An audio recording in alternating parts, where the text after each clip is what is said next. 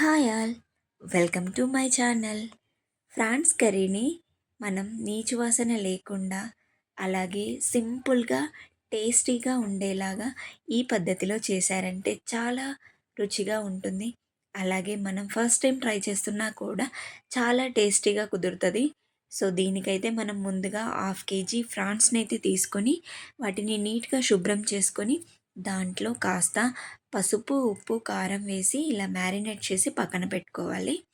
Next ఒక pan తీసుకొని దాంట్లో ఆయిల్ వేసి ఆయిల్ హీట్ అవ్వగానే ఈ ఫ్రాన్స్ని మనం అందులో వేసి మంచిగా ఫ్రై చేసుకోవాలి.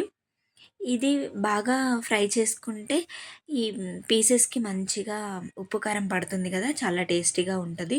సో ఇలా మంచిగా దీంట్లో ఆయిల్లో ఫ్రై చేసుకున్నాక తీసి పక్కన పెట్టేసుకోవాలి.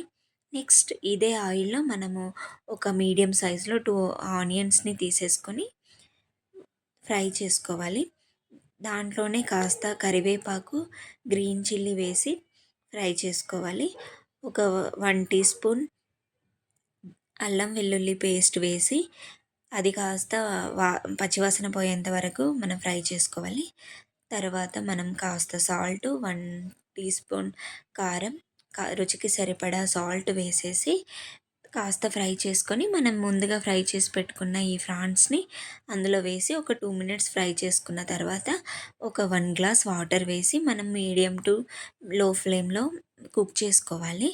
ఇలా మధ్యలో ఒకసారి క్యాప్ తీసేసి దాంట్లో 1 teaspoon garam masala, half teaspoon ధనియా పౌడర్, హాఫ్ టీ స్పూన్ జీరా పౌడర్ వేసేసుకొని మూత పెట్టేసేయాలి. ఇలా మనం ఆయిల్ పైకి వచ్చిందంటే ఇంకా కర్రీ ఫినిష్ అయిపోయినట్టే. సో ఈ పద్ధతిలో చేసుకుంటే చాలా రుచిగా ఉంటుంది, చాలా టేస్టీగా ఉంటుంది. మీరు కూడా ఒకసారి ట్రై చేయండి. Thank you for watching.